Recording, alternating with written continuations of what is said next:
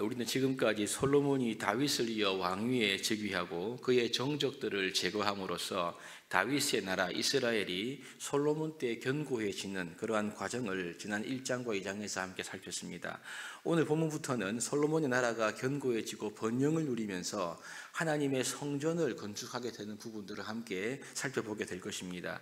그 전에 먼저 이 솔로몬의 나라가 견고해지고 이스라엘이 번영하게 되는 그러한 본질적인 이유가 무엇일까요? 그것은 여호와 하나님께서 베풀어 주셨던 은혜와 사랑 때문이었습니다. 그리고 하나님께서 솔로몬에게 또 이스라엘에 이러한 은혜와 사랑을 베푸신 목적은 새롭게 건축될 이 성전을 통해서 하나님의 통치, 하나님의 다스림이 이스라엘을 통하여 온 열방 가운데 흘러가는 것, 이것이 하나님의 궁극적인 비전이었지요. 우리가 이러한 점을 생각하면서 열왕기서의 기록들을 계속해서 살펴보고 묵상한다면 전체의 그림을 이해하는 데 도움이 될 것 같습니다. 솔로몬 왕 때 이스라엘은 실제로 매우 큰 번영을 누렸습니다. 그리고 솔로몬은 다윗 왕 때부터 계획되었고 준비되어 왔던 성전 건축을 성공적으로 완공하는 왕이 되죠.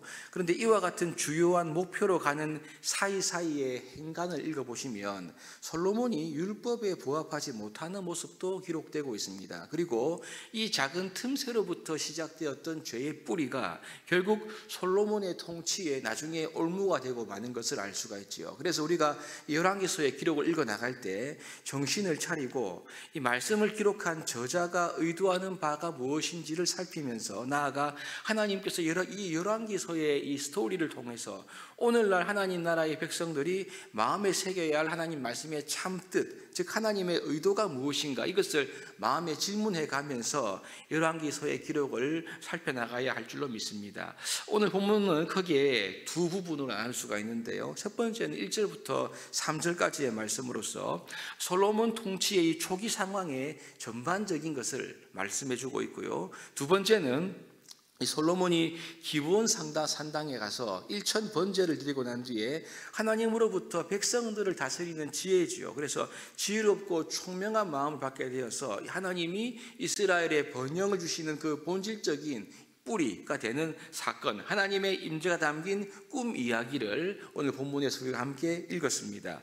첫 번째인 1절부터 3절, 즉 솔로몬 통치의 초기 상황의 기록을 보시면 우리가 흔히 솔로몬 그러면요, 솔로몬이 처음에는 하나님을 완벽하게 경외하는 왕이었는데 중간에 아내를 많이 두면서 우상 숭배자로 바뀌었다는 것으로 우리가 알고 있는데 사실은 그렇지 않습니다. 우리가 1절부터 3절까지, 즉 솔로몬의 초기 통치 상황을 보시면 처음부터 솔로몬의 통치에는 틈새가 있었다는 것을 우리가 발견할 수가 있습니다. 먼저는 애굽 왕 바로와 더불어 혼인관계를 맺었다고 기록하고 있죠. 이것은 단순히 외교를 잘했다 이렇게 볼 수 있는 것은 아닙니다.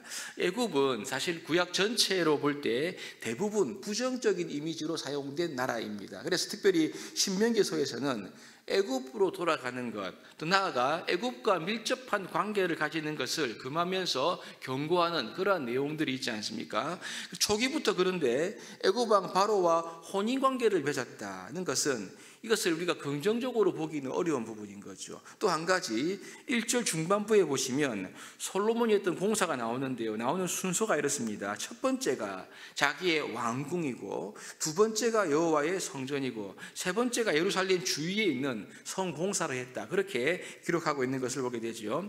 열왕기서의 저자가 이 순서대로 기록한 것은 의미가 있다고 볼 수가 있습니다. 사실 솔로몬의 왕궁의 크기는 성전보다 거의 2배에 달했죠. 뿐만 아니라 건축 기간도 거의 2배 정도로 길었습니다.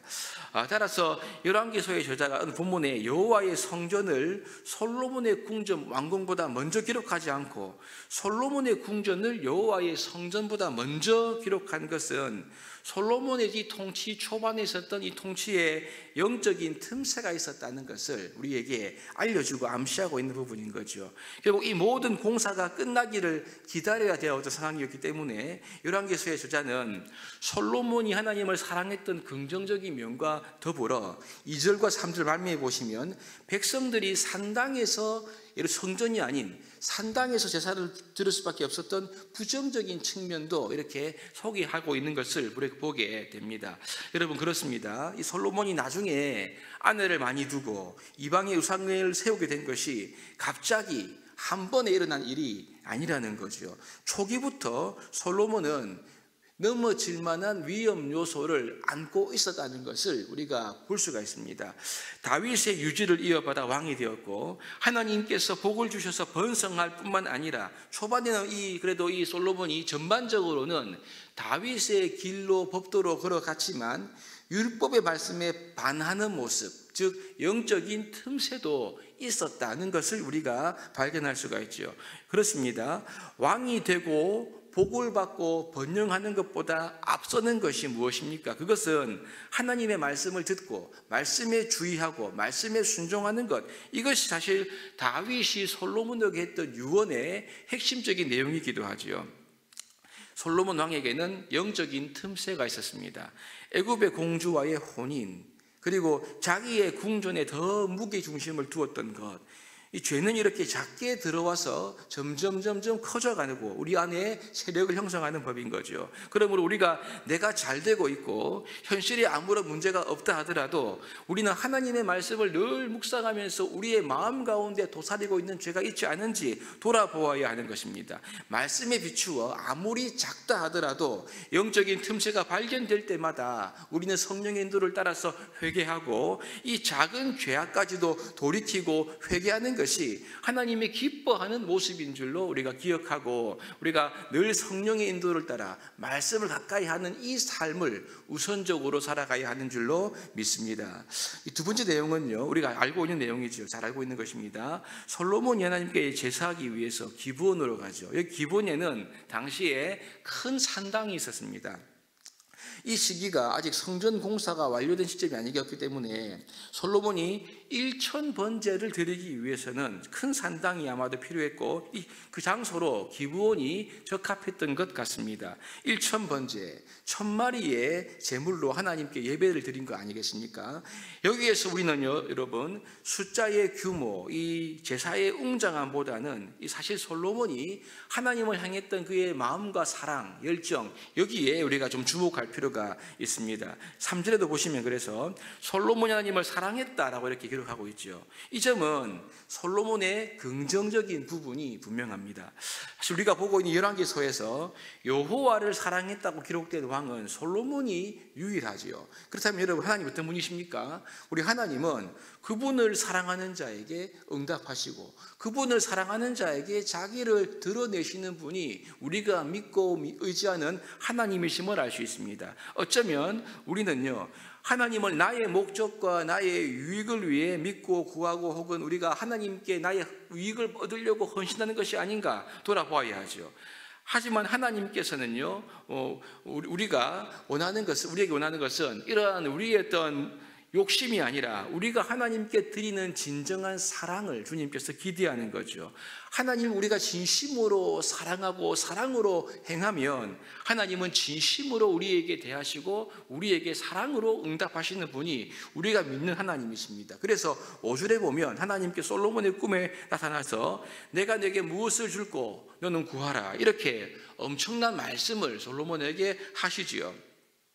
솔로몬은 이에 대해 아버지 다윗에게 은혜를 베풀어 주셨던 하나님께서 자신을 이스라엘의 왕으로 세워주셨는데, 당시는 이 왕의 중요한 직임 중에 하나가 재판이었거든요. 그래서 이 재판을 잘 감당할 수 있도록 수많은 왕의 백성들, 여호와의 백성들을 잘 재판할 수 있도록 듣는 마음을 주셔서, 즉 백성들을 잘 이끌어갈 수 있도록 인도할 수 있는 지혜와 은혜를 여호와께 구했던 것입니다. 이것이 하나님의 마음에 맞았다, 합했다, 그렇게 말씀하고 있지요. 그래서 하나님은 솔로몬의 말대로 지혜롭고 총명한 마음을 주셨고, 그뿐 아니라 솔로몬이 구하지 않았던 부귀와 영화도 함께 덤으로 허락해 주셨음을 우리가 알 수 있습니다. 여러분, 이 말씀은 우리가 뭔가 복을 얻고 하나님의 축복을 받기 위해서 1000번째와 같이 간절히 기도하고 헌금하고 헌신하면 복을 받는다, 이런 식으로 우리가 이해하면 곤란합니다. 이 말씀은 솔로몬이 받았던 모든 복과 번영은 결국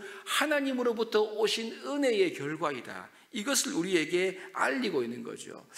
복을 주시는 분, 우리를 하여금 하나님 복을 주시는 분은 보이지 않지만 솔로몬과 함께 하셨던 하나님이시다, 이 점을 알리고 있는 것입니다. 하나님이 복을 주시지 않거나 하나님 복을 앗아가시면 그 누구도 복을 받거나 누릴 수가 없는 것이죠. 하나님께서 우리가 받는 모든 복의 근원이시다, 이 점을 우리에게 강조하고 있는 말씀인 거죠. 그러므로 솔로몬에게 복을 주신 분이 누구시라고요? 하나님이시기 때문에 우리는 솔로몬에게 복을 주신 그 복보다도 복을 주시면서 하셨던 하나님의 말씀에 주목해야 됩니다. 그것이 14절 말씀이죠. 보시면 이렇습니다. 네가 만일 내 아버지 다윗의 행함같이 내 길로 행하며 내 법도와 명령을 지키면 내가 또 내 날을 길게 하겠다. 이렇게 하나님께서 솔로몬에게 꿈 가운데 말씀해 주셨습니다. 결국 하나님께서 솔로몬에게 복을 주시면서 하시고 싶었던 말씀이 이거죠.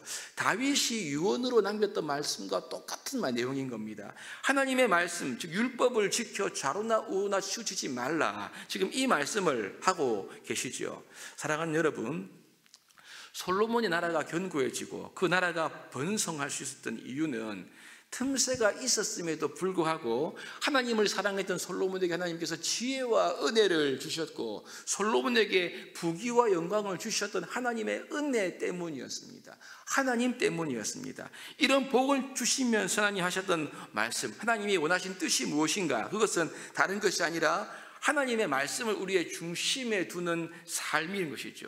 말씀을 지키고 말씀을 품고 말씀대로 틈새들을 메꾸어 나가며 순종하면서 회개하면서 좌로나 우로나 치우치지 않는 삶, 이것을 하나님께서 솔로몬에게 기대하셨던 것입니다. 여러분, 우리에게는 이 솔로몬처럼 영적인 틈새가 있지 않습니까? 지금 모든 것이 잘 되고 걱정이 없으니까 하나님의 말씀, 이 말씀을 어기는 작은 것들은 그냥 타협하고 어겨도 괜찮을 것일까요? 그렇지 않습니다. 여러분, 우리가 말씀이 항상 먼저인 거죠. 말씀이 우리의 전부입니다. 현실적인 복과 번영을 얻는 것보다 먼저 우리가 말씀을 깨닫고 말씀을 펼치고 말씀을 묵상하고 그 말씀대로 믿음으로 살아가는 것이 우리의 우선순위가 되어야 하고 삶의 초점이 되어야 한다. 이 진리가 오늘 본문 전체 행간에서 빛나고 있는 거죠. 여러분, 죄가 우리의 삶에 틈타서 점점 자라는 것이 아니라 하나님의 은혜가 우리의 삶을 지배할 수 있도록 오늘도 우리 솔로몬에게 했던 다윗의 유언대로, 아니 솔로몬에게 하셨던 하나님의 꿈속의 그 말씀처럼 하나님의 말씀을 우리의 삶의 중심에 두고 그 말씀대로 행하고 말씀대로 살아가고 말씀대로 회개하고 말씀대로 우리의 삶을 순종해 나가는 우리 모두가 될 수 있기를 주님의 이름으로 축복합니다.